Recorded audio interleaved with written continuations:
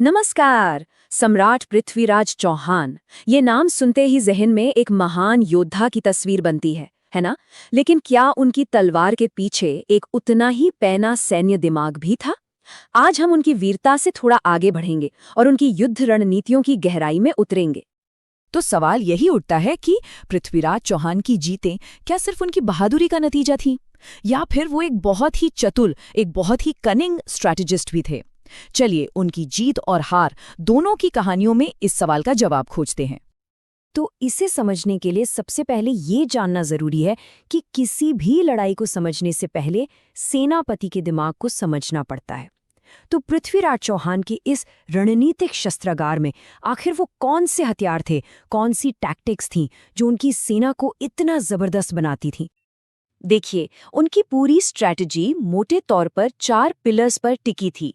पहला था बिजली की सी रफ्तार, दूसरा दुश्मन को हर तरफ से घेर लेने की कला, तीसरा आमने सामने के युद्ध का साहस मतलब ओपन वॉरफेयर, और चौथा जो बहुत जरूरी है, युद्ध के मैदान से भी परे पॉलिटिकल अलायंसेस बनाना। इन चारों को जब मिला दिया जाता था तब बनती थी उनकी अजेय सेना। उनकी सबसे बड़ी ताकत थी स्पीड। जरा सोचिए, उनकी घुड़सवार सेना बिजली की तरह दुश्मन पर टूट पड़ती थी। इससे पहले कि सामने वाला कुछ समझ पाए कि हो क्या रहा है, उनकी पूरी फॉर्मेशन बिखर चुकी होती थी। मैदान में अफरा तफरी मच जाती थी, मतलब संभलने का कोई मौका ही नहीं मिलता था। और ये कोई सीधा साधा हमला नहीं होता था, ये एक बहुत ही सोची समझी एक सोफिस्टिकेटेड प्लान थी।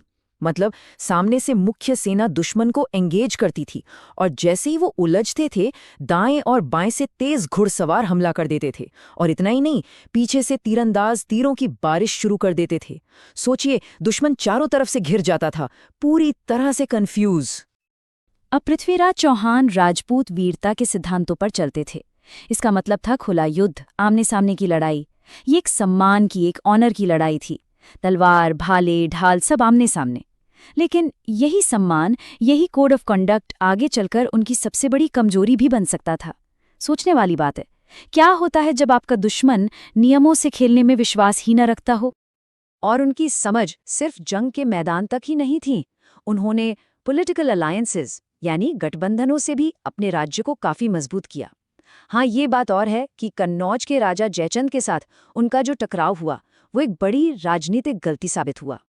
तो चलिए अब देखते हैं कि ये सारी रणनीतियां असल में काम कैसे करती थीं। अब बात करते हैं उनकी सबसे बड़ी सैन्य कामयाबियों में से एक की, तराइन की पहली लड़ाई। साल था 1191, 1191। जगह तराइन का मैदान। ये वो पल था जब दुनिया ने पृथ्वीराज चौहान की मिलिट्री जीनियस का लोहा माना। तराइन में उनकी रणनीति बिल्कुल टेक्स्ट बुक की तरह काम कर गई। सबसे पहले तीरंदाजों ने तीरों की बौछार से दुश्मन को उलझा दिया। फिर वो तेज रफ्तार घुड़सवार, उन्होंने मोहम्मद गौरी की सेना के किनारों पर यानी फ्लैंक्स पर हमला करके उसे बिखेर दिया। और आखिर में वही चहुंदिशी घेराबंदी। चौहान की सेना ने चारों तरफ से घेरकर ऐसी भगदड़ मचाई कि गौरी को मैदान छोड़कर भागना पड़ा। ये जीत उनकी मिलिट्री सिस्टम और स्ट्रैटेजी का एक परफेक्ट एग्जाम्पल थी। इस वक्त उनकी युद्ध कला अपने चरम पर थी, अपने पीक पर थी। लेकिन कहानी यहाँ खत्म नहीं होती। अब माहौल थोड़ा गंभीर होता है, क्योंकि एक ब्रिलियंट स्ट्रैटेजी में भी एक बहुत बड़ी, एक घातक कमजोरी छिपी हो सकती है। ये सिर्फ दो सेनाओं का टकराव नहीं था, ये दो फिलॉसफीज का, दो विचारधाराओं का टकराव था। एक तरफ थे पृथ्वीराज चौहान, राजपूत वीरता, खुला युद्ध, युद्ध के तय नियम, और दूसरी तरफ था मोहम्मद घोरी, दुश्मन का धोखा, अनकन्वेंशनल टैक्टिक्स और जीत के लिए छल कपट का इस्तेमाल। ठीक 1 साल बाद घोरी वापस लौटा, लेकिन इस बार वो एक बिल्कुल अलग प्लान के साथ आया था। और यहीं से कहानी का तनाव अपने चरम पर पहुंचता है।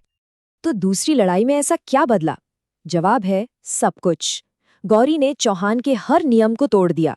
जहां चौहान दिन के उजाले में सीधी लड़ाई का इंतजार कर रहे थे, गौरी ने भोर से पहले अंधेरे में ही अचानक हमला कर दिया। उसने पीछे हटने का नाटक किया, एक फेंट रिट्रीट, और चौहान की सेना को जाल में फंसा लिया। गौरी की सेना फ्लेक्सिबल थी, मोबाइल थी, जबकि चौहान की सेना अपने ट्रेडिशनल तरीकों में ही बंधी रही।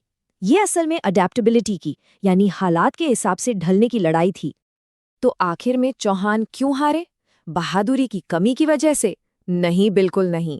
वो हारे क्योंकि उनकी शानदार रणनीति वक्त के साथ दुश्मन के हिसाब से अडैप्ट नहीं कर सकी। जो सम्मानजनक युद्ध 1 साल पहले उनकी जीत की वजह बना था, वो इस बार उनकी हार का कारण बन गया, क्योंकि दुश्मन अब नियमों से नहीं खेल रहा था। तो सवाल ये है कि अपनी अंतिम हार के बावजूद पृथ्वीराज चौहान को इतिहास में कैसे याद किया जाता है? चलिए अब उनकी लेगेसी पर एक नज़र डालते हैं। एक हार के बावजूद उनकी विरासत आज भी जिंदा है।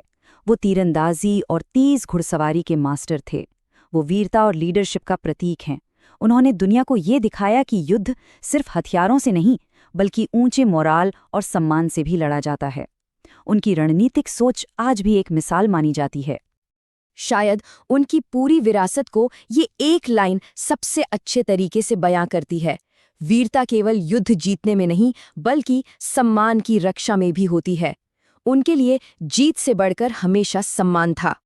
तो आखिर में एक सवाल बचता है, क्या एक हार किसी की पूरी विरासत को तय कर सकती है? पृथ्वीराज चौहान की कहानी हमें असफलता, सम्मान और इतिहास को याद रखने के तरीकों पर दोबारा सोचने के लिए मजबूर करती है।